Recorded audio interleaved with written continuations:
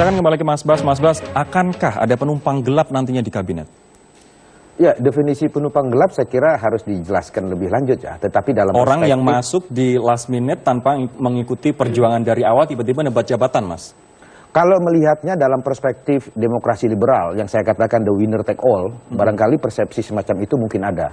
Tetapi kalau bagi PDI Perjuangan, pengertian demokrasi penumpang gelap demokrasi itu adalah ketika sistem ketatanegaraan kita mengatur bahwa pemerintahan nasional ini lahir dari rahim partai politik, tapi di tengah jalan ketika partai politik ini melahirkan pemerintahan nasional Jokowi JK, ada pihak-pihak yang menganggap bahwa kalau PDI Perjuangan terlibat di dalam pemerintahan ini, maka dianggap sebagai sesuatu tindakan yang merusak kewibawaan dan kredibilitas pemerintahan nasional. Nah, dalam perspektif itu, kita ingin menegakkan sistem ketatanegaraan kita. Seperti yang saya katakan tadi, bahwa pasal ayat 2 Undang-Undang Dasar kita mengatakan Presiden dan Wakil Presiden diusung oleh partai politik atau gabungan partai politik.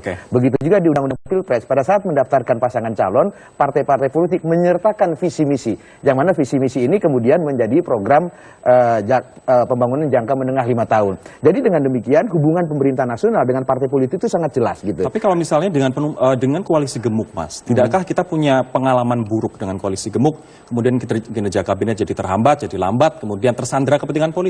Saya orang yang sejak awal berpendapat bahwa mestinya koalisi KMP dan KIH itu bubar seturut dengan selesainya Pilpres.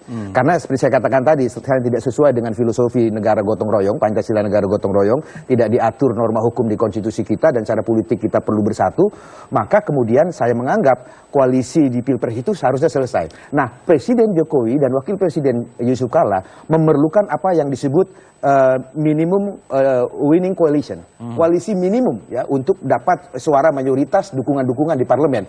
Kenapa demikian? Karena meskipun kita menganut sistem parlementer, tetapi sistem presidensil, tetapi kuasi parlementer.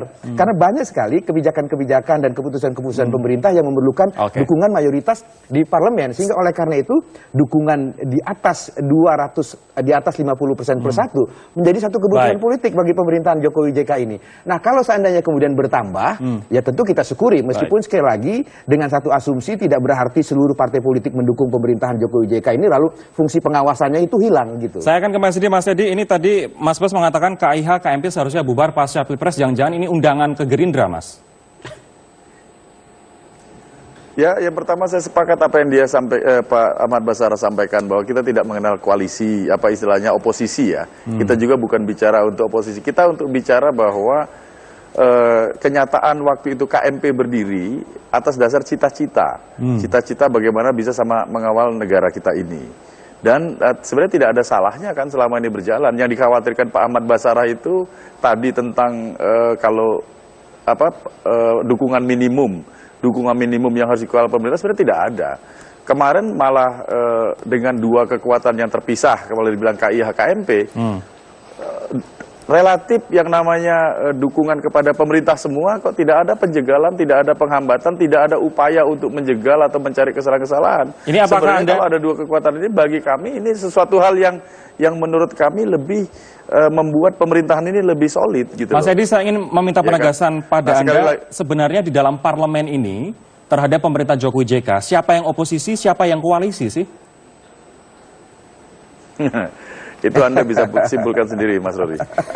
Enggak, saya ingin meminta kesimpulan Anda, Mas. Bagaimana Gerindra melihat? Apakah Gerindra sebenarnya koalisi berbaju oposisi, atau oposisi berbaju koalisi, atau seperti apa?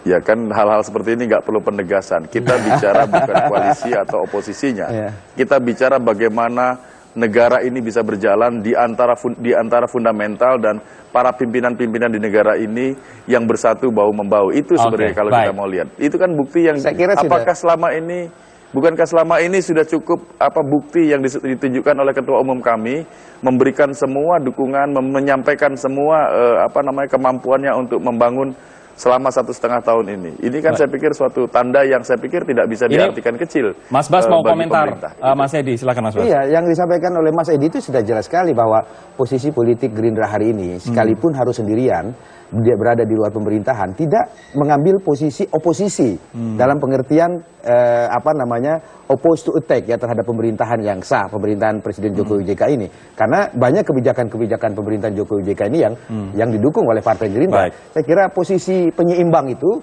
menjelaskan posisi Partai Gerindra hari ini dan kedepannya. Saya kira. Ini singkat saja kesimpulan dari Mas Gun Gun, apa yang bisa kita peroleh Mas dari adanya nanti kalau misalnya PAN, kemudian PAN sudah ya, Golkar kemudian bergabung, PKS kemudian pada akhirnya juga bergabung, bagaimana menjamin agar koalisi gemuk tidak menghambat justru malah program-program Iya, kalau kita lihat kan ini memang ada pergeseran dari koalisi pemenang minimal itu ke koalisi besar atau grand coalition atau oversized coalition. Jadi koalisi yang besar ini memang tidak seluruhnya kemudian bisa menjamin pemerintahan yang efektif. Oleh karena itu harus ada semacam komunikasi yang intens sekaligus penyamaan persepsi dan sikap politik yang ajak. Karena kita pengalaman 2 periode pemerintahan SBY, ternyata koalisi besar itu hanya menjadi mitos, dianggap bisa menjamin atau menggaransi efektifnya pemerintahan. Nah, ini menjadi kata kunci bahwa Pak Jokowi juga jangan terjebak pada labirin kekuasaan akibat besarnya investor politik dan melupakan meritokrasi. Dan ini menurut saya kata kuncinya. Baik, terima kasih Mas Gun Gun, terima kasih Mas Bas, terima kasih Mas Edi sudah bergabung bersama kami di Prime Time News. Kita harapkan saja semoga nantinya pemerintahan bisa berjalan dengan efektif begitu ya, tidak terserandra oleh kepentingan politik lingkaran mengakomodasi kepentingan politik yang banyak. Demikianlah perbincangan kami di Prime Time News kali ini, mewakili teman-teman yang bertugas, saya Rory Asyari undur diri. Terima kasih.